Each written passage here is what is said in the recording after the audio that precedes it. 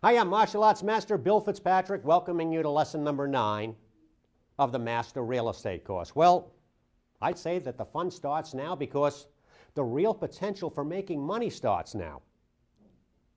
There is a difference between someone who is a good negotiator and a poor negotiator. And that difference can be thousands, often tens of thousands of dollars. Good negotiators are prepared.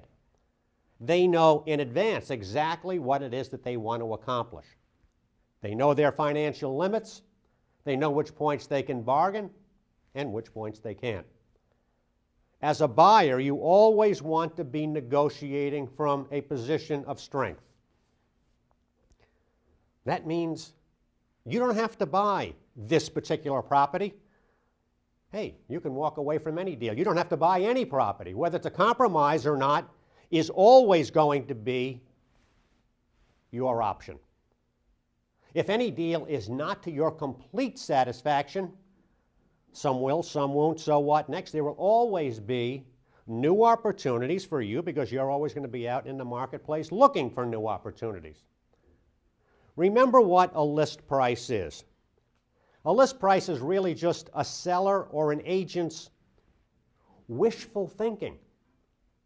It is the price that the property has not sold at. You must negotiate to a price that works for you, not for them. Again, let me keep repeating this. There will always be other deals. You have to know what you want, what you will accept, and what you won't. And you have to be willing to walk away from the deal. Now, probably, I'd say 90% of properties are listed at fair market value or above. It's through your making offers that you're going to bring that price down to market value or below. However, with that said, that leaves 10% of properties that are actually listed at or below market value. This means that you may be able to scoop up a really good deal without any negotiating. You may be able to pay full price and still get a great deal. Will this be you? Well, you must be knowledgeable and you must be decisive. Understand that if a $250,000 house is undervalued by 10%, there is a potential profit to you of $25,000. Big numbers in real estate mean big profits when you're right, but be careful because it could mean big losses when you're wrong. Be prepared, research, and you're going to find that 10%, those profit gems. You are a professional real estate investor. Say that again. Say, I want you to say this. I am a professional real estate investor. What exactly does that mean? Well, exactly, it means nothing. But it really sounds good. And I can't tell you the number of times that sellers and even agents, after I've said this, have thought, oh, of course he wants a good deal. He's not like everybody else. He's a professional. So, of course, a professional, well, is going to try to get the best price. And, of course, a professional is, going to make low offers.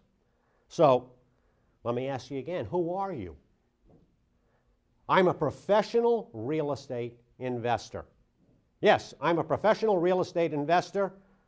And if my first offer isn't taken as a personal insult by the agent and the seller, well, my first offer probably wasn't low enough. Yes, that's me. Why is the agent insulted and embarrassed by my low offers?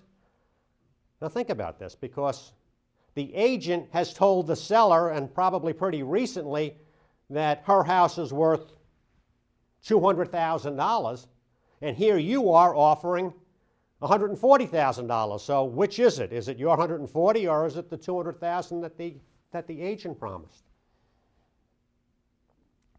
To buy the property is an investment. Buy it, don't buy it. That's where you're coming from. To the seller, the house is more than that. A house that they're selling is a home. And many sellers are emotionally involved in the sale of their homes. They're thinking, oh, Mary got married in the living room. Oh, do you remember when Kevin was learning to drive and crashed his car into the garage? Their home is their lives. Now here you are trying to come into their home and steal these memories away from them. And of course, many sellers have unrealistic personal financial expectations from the property sale, and now here you are, someone who is trying to foil those plans with your low offers. You're not willing to give them that extra $5,000 or extra $20,000 that they really need for their hip operation or to buy a new 3-family bedroom house somewhere. What do the seller's personal problems and expectations have to do with the offer that you're making? Nothing. A property is worth only what a ready, willing, and able buyer is willing to pay for that property. If a seller wants a higher price than your offer, he is free to counter your offer or just reject your offer outright. I want you to think of a seller's asking price this way. It is the price that is too high for anyone to pay.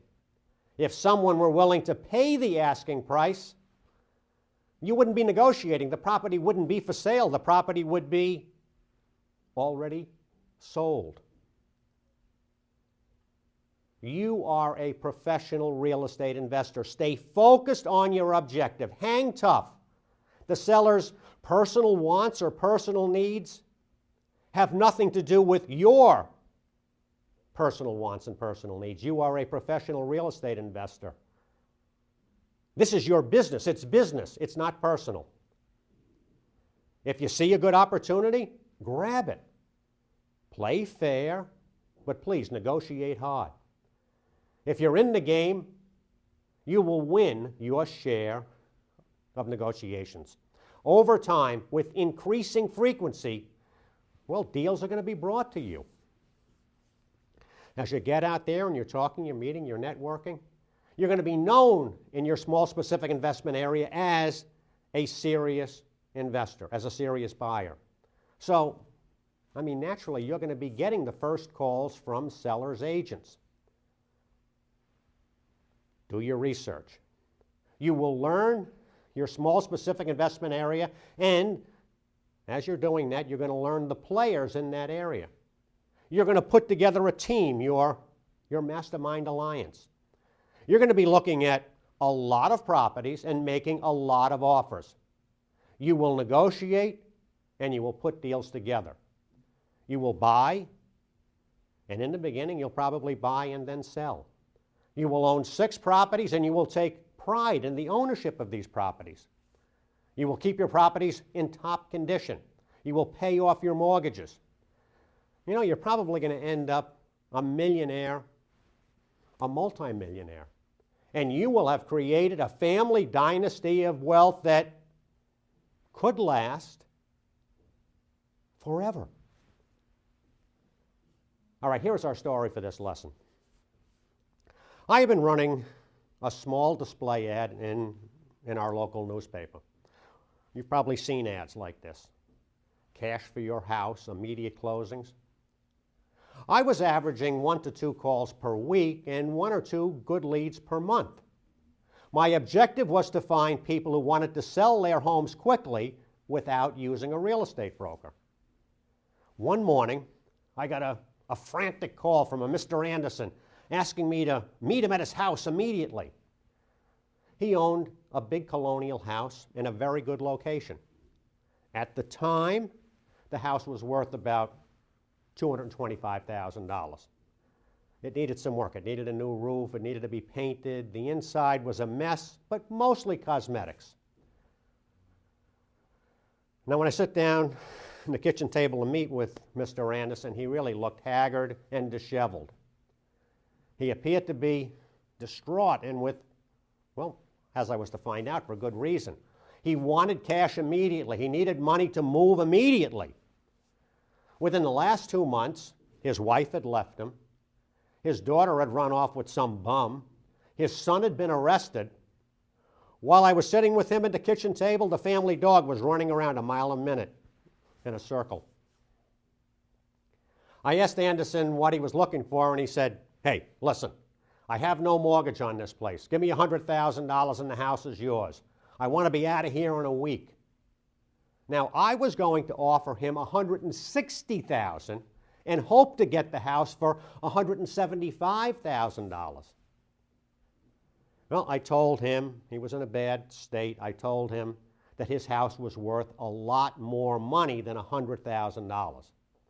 I advised him to take a few days, think things over, but that I was definitely interested in buying the house. I also advised him to call up a lawyer before he made any big decisions. Well, I called him back the next day, and guess what happened? Yeah, the lawyer that he called bought the house. Playing amateur psychologist cost me this opportunity. I should have just gone ahead and made the offer of $160,000. At $160,000, this would have been a win-win deal for him and for me. Now, there is a right and a wrong when you're negotiating. As you buy and sell and make lots of offers, you're going to find people who are not really in a mental state to negotiate fairly. You must make a moral judgment. As a master of success, you are a person of honor. Again, there will always be other deals, but I did learn a lesson from dealing with Mr. Anderson. I should have made that $160,000 offer. Well, that was my mistake that I've learned from, and I hope you have too. So let's go out and let's do it.